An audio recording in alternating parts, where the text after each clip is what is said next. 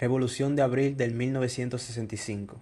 La Guerra Civil Dominicana, también conocida como la Guerra de Abril, la Revolución del 65 o simplemente como la Revolución de Abril, tuvo lugar entre el 24 de abril y el 3 de septiembre de 1965, en Santo Domingo, República Dominicana. Inició cuando un grupo de militares y civiles derrocaron al constitucionalmente electo Juan Bosch. El golpe de estado llevó al general Elías Wessing y Wessing a organizar militares leales al presidente Reid Cabral, que conformó el segundo triunvirato, iniciando una campaña contra los así llamados rebeldes constitucionalistas. Alegaciones de desviaciones comunistas conllevaron a una intervención estadounidense en el conflicto, que después se transformó en una ocupación de la Organización de los Estados Americanos en el país. Más tarde, en septiembre de 1966, las tropas internacionales se retiraron del país. Causas.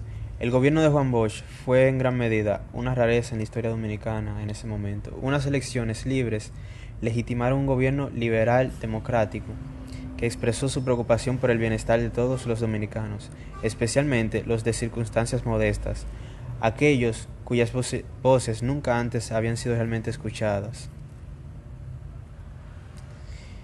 En abril de ese año, una nueva constitución garantizaba los derechos civiles e individuales y respaldaba el control civil de los militares. El nuevo documento otorgaba libertades que nunca se habían conocido en el país.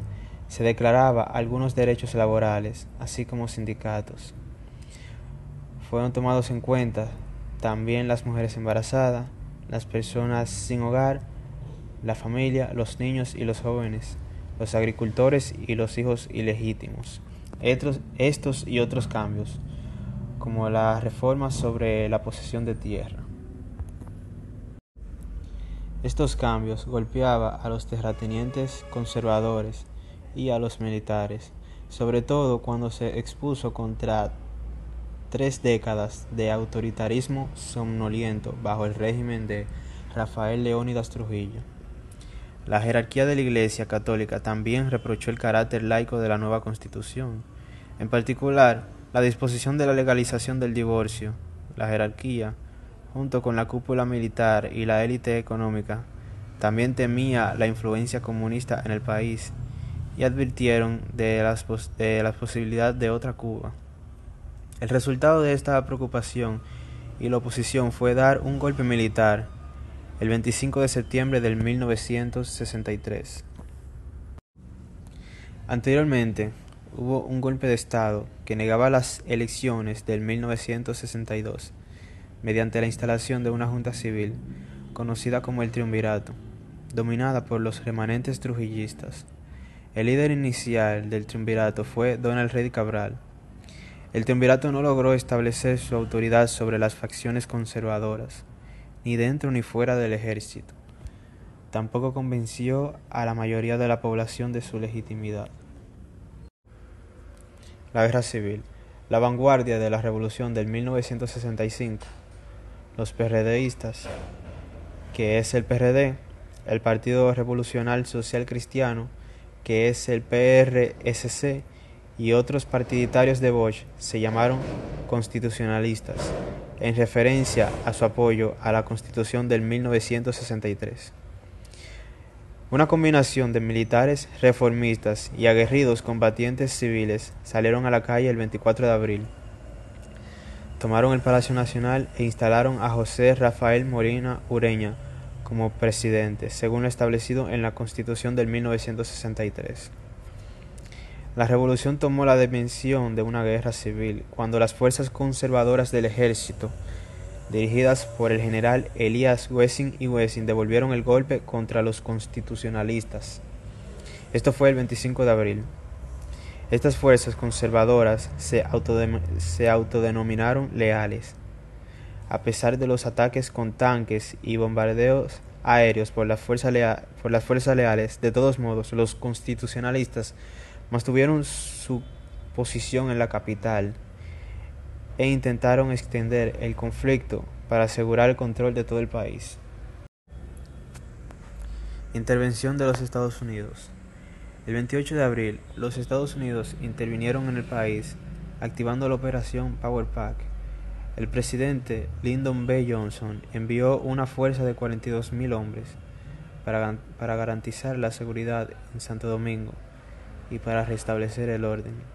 Johnson había actuado con la firme creencia de que los constitucionalistas estaban compuestos por comunistas y que por lo tanto no se podía permitir que llegaran al poder. La intervención fue concedida en cierta medida debido a una aprobación hemisférica con la creación de una fuerza de paz internacional, auspiciada por la OEA, la cual complementó la presencia militar estadounidense en la República Dominicana.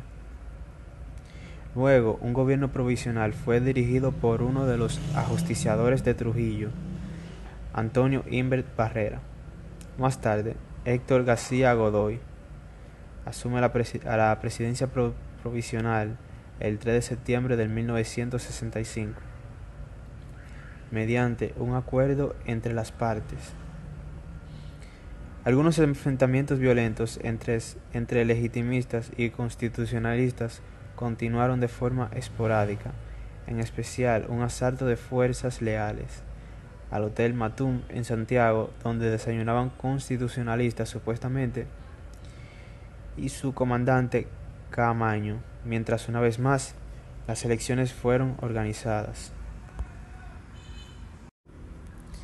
Trujillo había muerto, pero tenía seguidores fuertes y peligrosos que conspiraban desde que éste llegó al poder, y otro ingrediente fue el pago de la deuda externa, que le trajo al país mucha soberanía e independencia.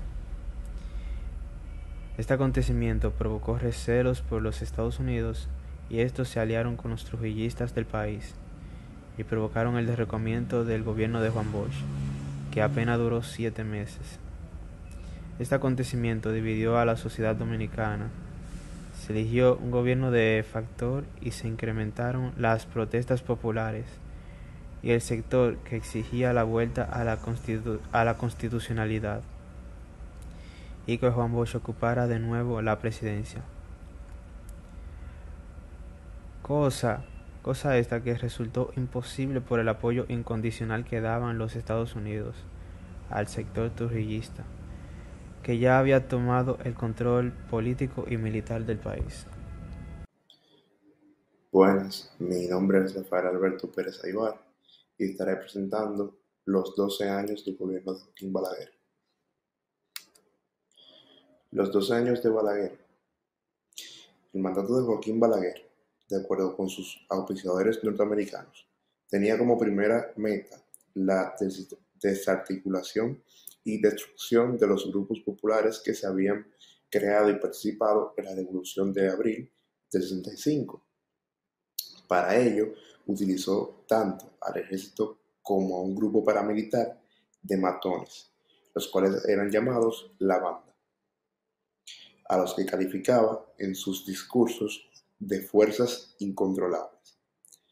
Se estima que más de 3.000 dominicanos fueron asesinados solo entre 1966 y 1974.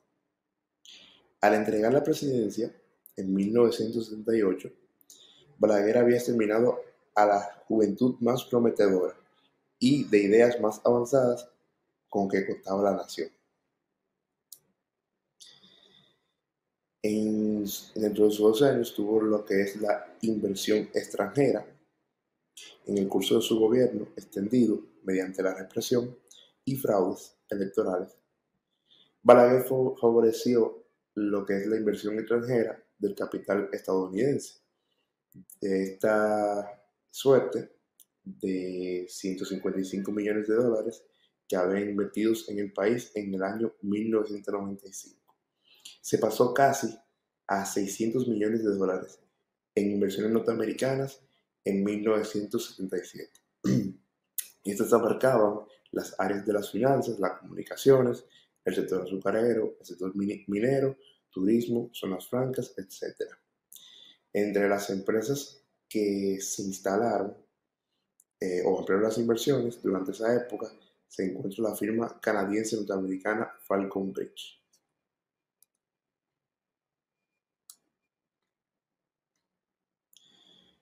La ayuda económica y endeudamiento externo.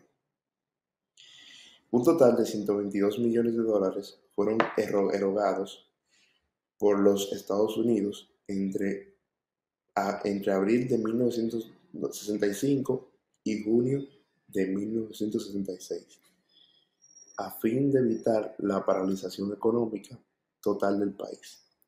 Esta suma aumentó a 133 millones de dólares anuales durante los 3 años siguientes, mientras que de junio de 1969 a junio de 1973 la ayuda prometió unos 78 millones por año.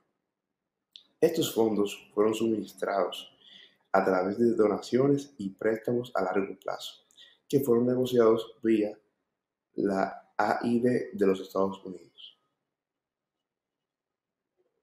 Además, el gobierno balaguerista garantizó la entrada de importantes cantidades de divisas gracias a la cuota azucarera dominicana en el mercado norteamericano.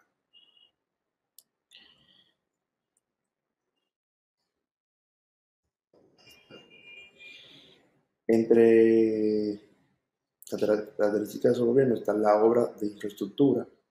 La inversión pública de los 12 años estuvo dirigida en su mayor parte a la construcción de obras públicas, puertos, carreteras, acueductos, calles, escuelas, centros culturales, instalaciones deportivas, caminos vecinales, presas hidroeléctricas, etc.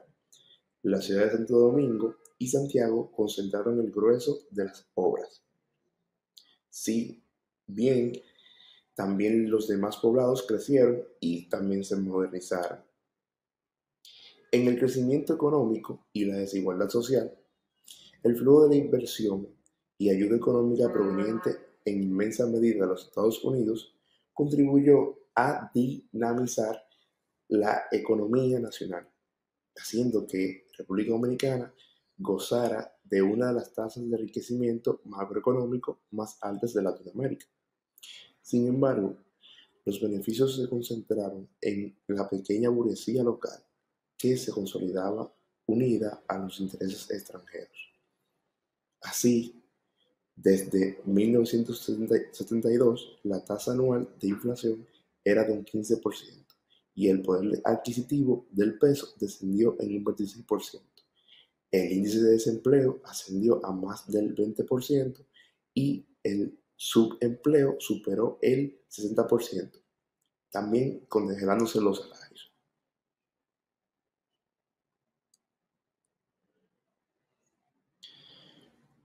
La corrupción gubernamental. Otra de las fuentes de riqueza desproporcionada que tuvo la pequeña élite nacional favorecida por el gobierno balaguerista fue la administración pública. Entre los funcionarios públicos y un sinnúmero de operaciones ilegales y actos dolosos que se adquirieron carácter generalizado y de normalidad, sobornos, contrabando, cobro de comisiones, extorsión de empresarios, exoneraciones de impuestos, se hicieron parte del día a día. Ante la imposibilidad de negar lo que resultaba demasiado evidente, Balaguer se atrevió a afirmar que la corrupción se detenía en la puerta de su despacho.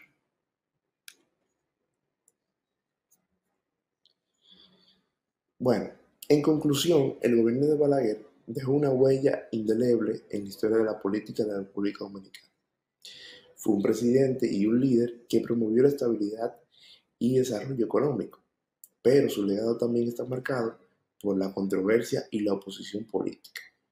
Su influencia perdura en la política dominicana hasta el día de hoy y su figura es objeto de debate y análisis en la historiografía del país. Muchas gracias.